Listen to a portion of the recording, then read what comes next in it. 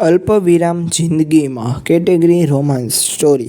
આ આસમાનની રંગ મારા સ્વભાવ મારી પરિસ્થિતિને વર્ણવતો હોય એમ લાગે।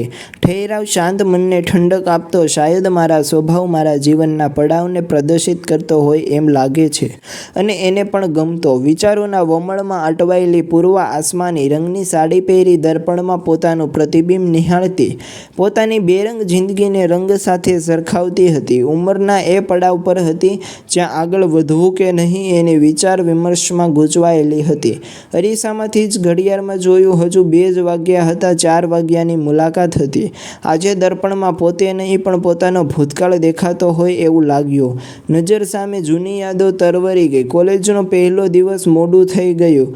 રેગિંગની બીક, પ્રોફેસર ક્લાસમાં એન્ટ્રી નહીં આપે એની બીક, એક માથે ટેન્શનનું પોટલું લઈ દોડતી પૂર્વા કોલેજના ગેટ પાસે ઊભી અને ગ્રાઉન્ડમાં ફરી એ દોડતી ક્લાસની દિશામાં આગળ વધતી હતી। ત્યાં જ વરસાદના લીધે ગ્રાઉન્ડમાં ચીકાશ હતી અને કીચડમાં હજુ કંઈ વિચારે એ પહેલાં ધડામ કરતી જમીન પર ફસડાઈ પડી।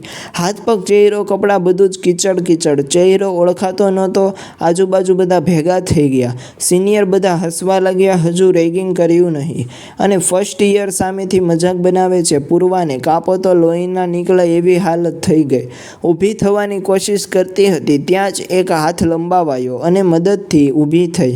બીજા લોકોને દૂર કરી એ મદદનીશ હાથે રૂમાલ આપ્યો અને કહ્યું, લેડીઝ વોશરૂમ સામે છે, ત્યાં ફ્રેશ થઈ આવ। પૂર્વા રડમસ અવાજે થેન્ક્સ કહી નીકળી ગઈ। એ મદદનીશ બીજું કોઈ નહીં પૂરબ હતો।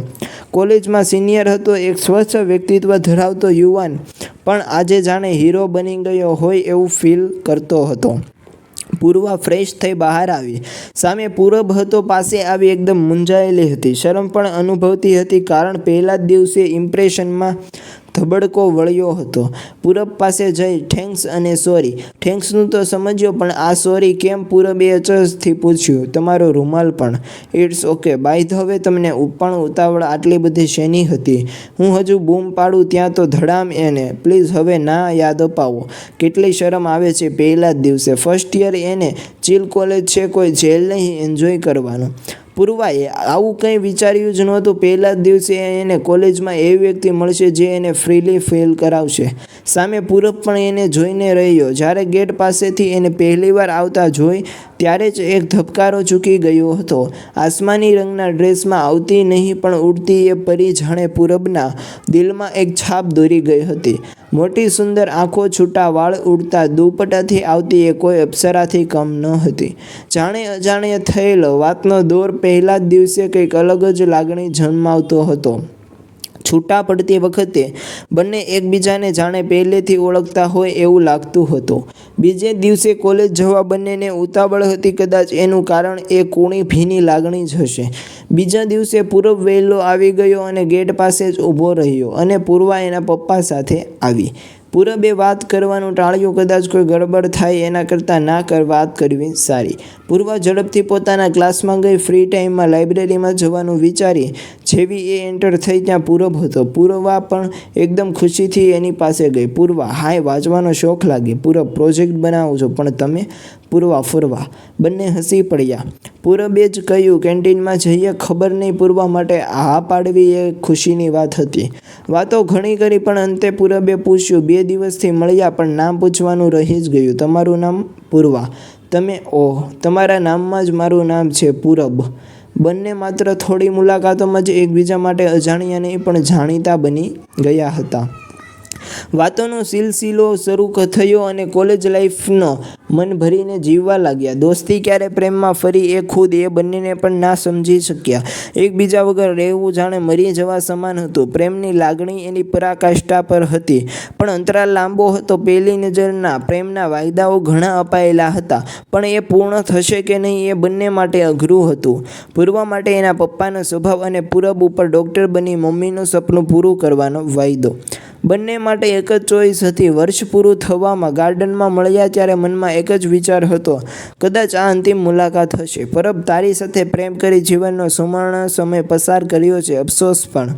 પૂર્વા, મારા માટે આપણો સંબંધ ટાઈમપાસ ન હતો. પહેલી જ વાર તને જ્યારે આસમાની રંગના ડ્રેસમાં કોલેજના ગેટ પાસે જોઈને હું એક ધબકારો ચૂકી ગયો હતો. મારી પહેલી નજરનો પ્રેમ અનુભવ્યો હતો. તારી સાથેની દરેક મુલાકાત હું એક એવી યાદોની બુકમાં બંધ કરીશ જેની ઊંડી છાપ મારા દિલમાં છે. પણ તું અફસોસ કેમ કરે પૂરબ? આ પ્રેમના લીધે જ પપ્પાએ મારું ડૉક્ટર બનવાનું સપનું અધૂરું રાખી દીધું. પપ્પાને આપણા વિશે ખબર પડી. મારી કોલેજ અને તને મળવાનું બધું બંધ કરી દીધું. હું ના તો તને મળી શકીશ કે ના ડૉક્ટર બની શકીશ. બસ આ જ અફસોસ. આના માટે હું પોતાને જવાબદાર સમજું કે ના પૂરબ, શાયદ મારા નસીબમાં જ તું કે ડૉક્ટર બનવાનું નહીં હોય. Bye, good luck for new journey. એક ભારે હૃદયે બંનેએ વિદાય લીધી. અફસોસ એક જ હતો કે બધું મેળવીને કંઈ નહીં મળવાનું. અચાનક ફોનમાં રિંગ વાગી. પૂર્વા કાંચમાં પ્રસરી રહેલા ભૂતકાળને છેદી બહાર આવી. રૂચાનો ફોન હતો. તૈયાર થઈ ગઈ? હું લેવા આવું છું. ક્લાસીસ પૂરા થઈ ગયા. નીચે આવ ગેટ પાસે. હા આવું. પૂર્વા જલ્દી પોતાનો મોબાઈલ પર્સ લઈ નીકળવા લાગી. છેલ્લે ફરી દર્પણમાં પોતાની આસમાની રંગની સાડી પહેરેલી જોઈ એક ઉત્કંઠા હૃદયે સીડી ઉતરવા લાગી. મોમ, વાવ, કેટલી મસ્ત લાગે છે. ડૉક્ટર પાસે જવું, કોઈ કીટી પાર્ટીમાં નહીં હો. રૂચા, બસ આજે એમ જ તારા રિપોર્ટ આવી જાય એટલે એક ટેન્શન હળવું થાય. મોમ, ડોન્ટ વરી, ડૉક્ટર બહુ સારા છે. એનું કન્સલ્ટિંગ પણ સારું છે. ટ્રીટમેન્ટ પણ ત્યાં જ કરાવવી મારે. સ્કૂટી પર વાતો કરતી મા દીકરીએ ક્યારે હોસ્પિટલ પહોંચી ગઈ ખ્યાલ જ ના રહ્યો.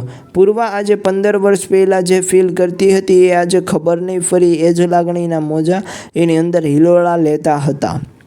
પેશન્ટ હતા. થોડીવાર બેસવા કહ્યું. પોતાનો નંબર આવતા રૂચા અંદર પહેલાં ગઈ. પૂર્વા માટે થોડું અજુગતું હતું. એ જેવી અંદર ગઈ કદાચ 4 આંખો મળીને કંઈ ઘણું બધું કહેવા માંગતી હતી પણ કંઈ ન બોલી. ડૉક્ટરે રૂચાને બહાર રહેવા કહ્યું. પૂર્વા દરવાજા પાસે ઊભી હતી. ડૉક્ટરે તેને જોઈ જ રહ્યો. જાણે પહેલીવાર જોઈ હતી એ જ લાગણી આજે 15 વર્ષે જન્મી હતી. પૂર્વાએ વાતની શરૂઆત કરી. પૂર્વા, રૂચા માટે કોઈ સિરિયસ મેટર રિપોર્ટ શું કહે છે? ડૉક્ટર પૂરબ, ના બધું ઓકે જ છે પણ એલર્જીક છે. બહારનું ખાવાનું કંઈ નહીં અને 3 મહિનાનો કોર્સ કરશે, થઈ જશે સારું. 5 મિનિટ બંને મૌન રહ્યા. ઘણું બધું કહેવું હતું પણ વાતો ઘણી, શબ્દો કંઈ નહીં. ડૉક્ટર પૂરબ, વાર્તા? પૂર્વા, એક વાત પૂછું? પૂર્વા, બોલો ને સર. પછી ત્યાંથી લોકો ચાલ્યા ગયા. ડૉક્ટર પૂરબ, તું આજે 3જી વાર તારી દીકરી રૂચા માટે આવી પણ તારા હસબન્ડ કેમ નથી આવતા? પૂર્વા, એ નથી, એક એક્સિડન્ટમાં એનું અવસાન થયું. રૂચા ત્યારે 3 વર્ષની હતી. ડૉક્ટર પૂરબ, સોરી, તું તો એકલી એને સંભાળે છે? પૂર્વા, અને તમારી વાઈફ? ડૉક્ટર પૂરબ હસીને, હજુ મેરેજ નહીં કર્યા, સમય જ ના મળ્યો. અને તું પણ? પૂર્વા, પહેલીવાર અપોઇન્ટમેન્ટ લીધા પછી લાગ્યું જ કે તમે હજુ? ડૉક્ટર પૂરબ, આજનો આ આસમાની રંગને હું શું સમજું? પૂર્વા, 15 વર્ષ પહેલાં મારામાં હિંમત ન હતી કે બળવો કરી શકું પણ અત્યારે ફરી મારા 2 સપનામાંથી એક સપનું પૂરું કરી શકું. ડૉક્ટર તો નહીં બની શકું પણ તમને તો પામી શકું. પૂરબ, બસ જોતો જ રહ્યો. આજે કદાચ આટલા વર્ષની તપસ્યાનું ફળ મળ્યું લાગે પૂર્વાને ભેટીને. પૂરબ એટલું જ બોલ્યો. તું ગઈને ત્યારે લાગ્યું સંબંધમાં પૂર્ણ વિરામ આવી ગયું પણ ના, એ અલ્પ વિરામ હતો.